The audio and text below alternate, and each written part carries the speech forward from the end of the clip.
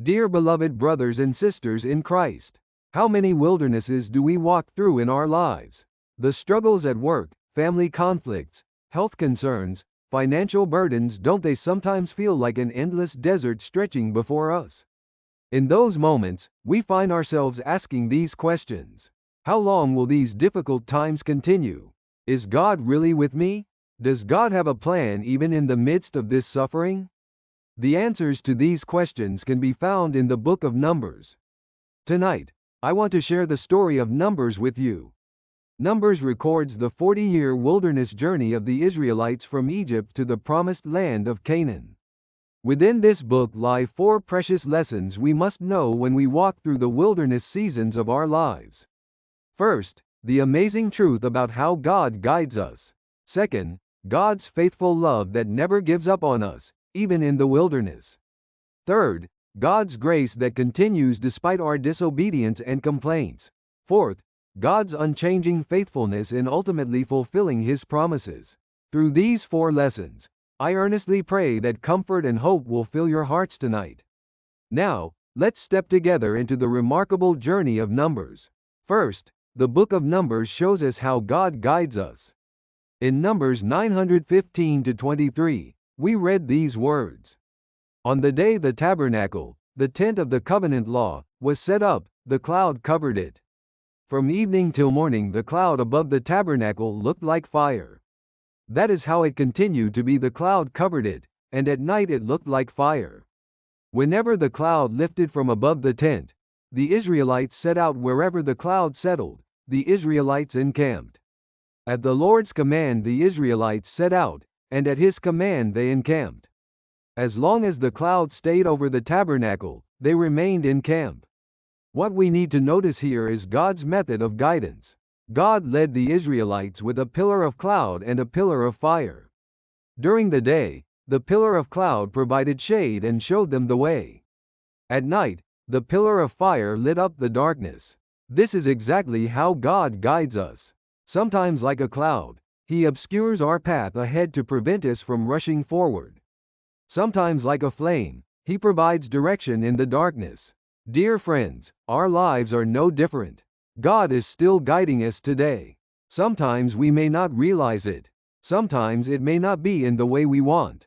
But one thing is certain: God is with us and He is guiding us.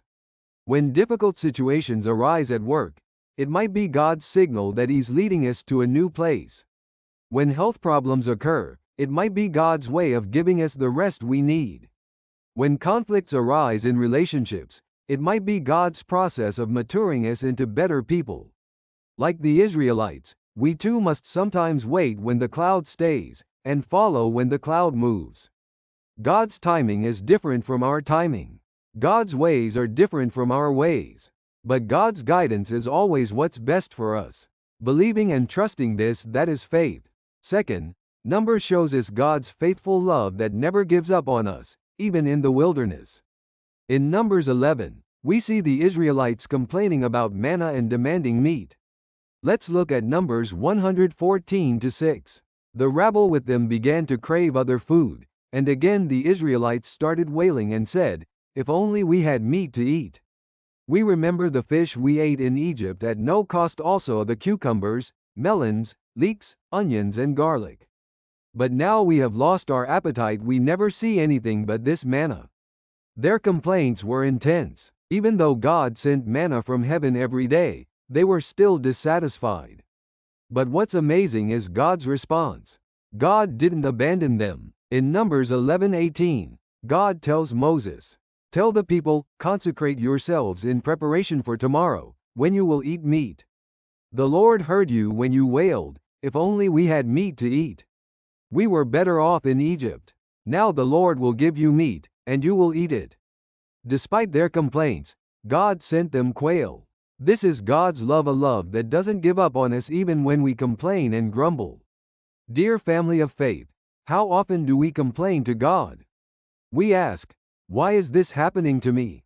We grumble, "Why do others prosper while I struggle?" We complain, "Why doesn't God answer when I pray?" Yet God hears all our complaints and grumbling and still loves us. He still provides what we need. He still stays with us. Many of you may have gone through financially difficult times during COVID.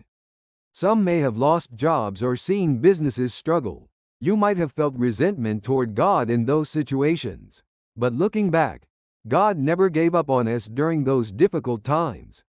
Somehow, He opened doors. He provided what we needed. He gave us new opportunities.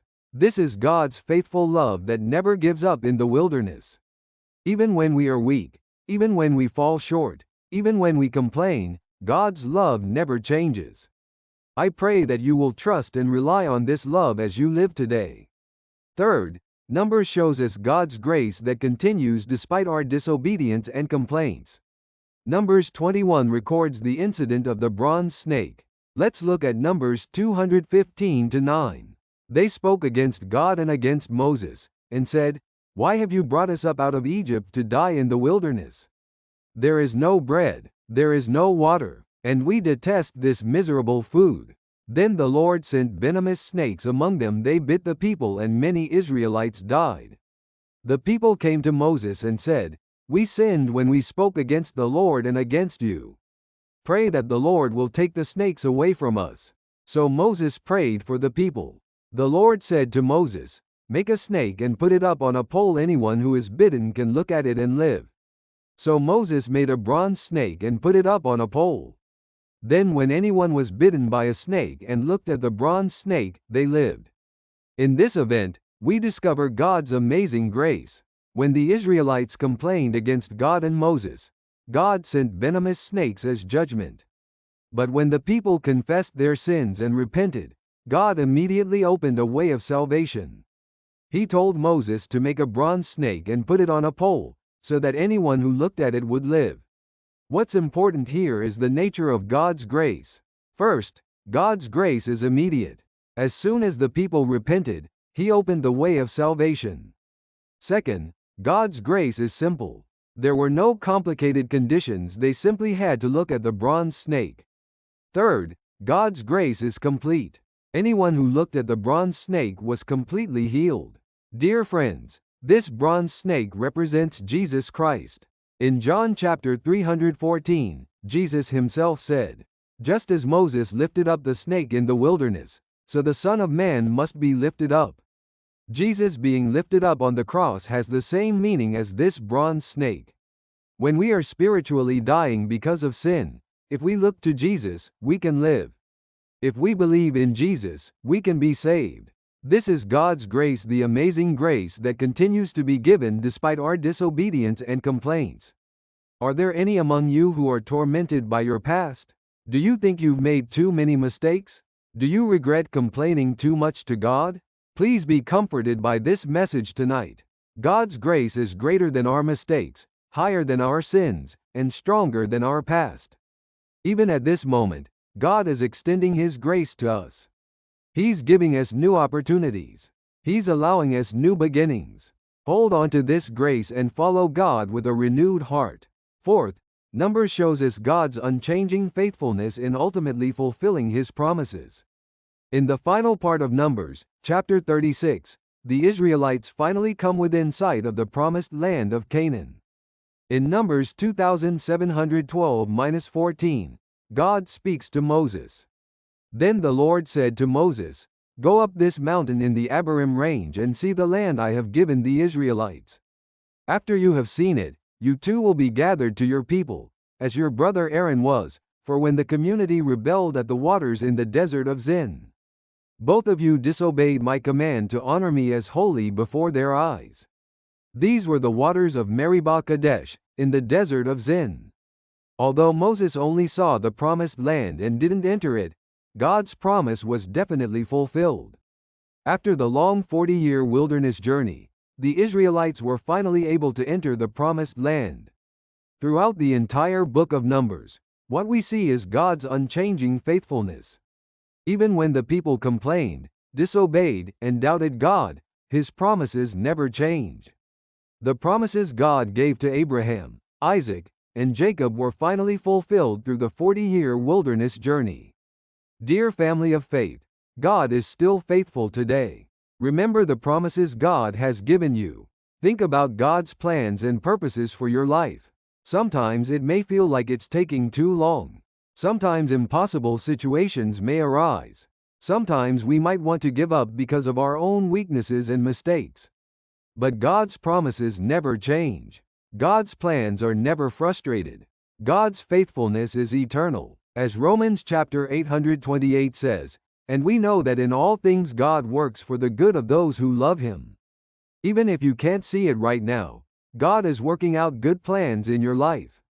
The wilderness you're walking through, the trials you're experiencing, the time you're waiting, all of it is within God's plan. When the time comes, God will surely fulfill His promises. Until that day, we simply need to trust God and wait. We don't need to be disappointed or give up, we just need to keep faith until the end.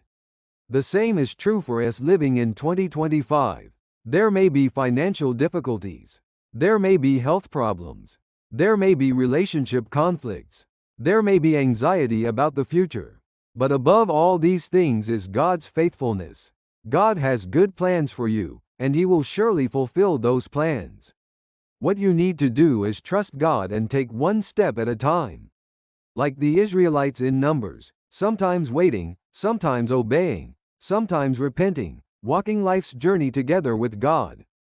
Conclusion. Dear friends, tonight we've shared 4 precious lessons through the book of Numbers.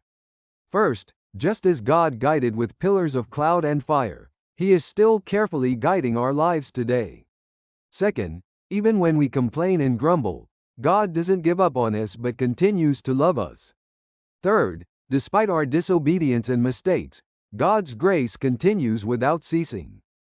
Fourth, God is faithful and will surely fulfill His promises when the time comes. Engrave these 4 truths in your hearts and have a peaceful night's rest.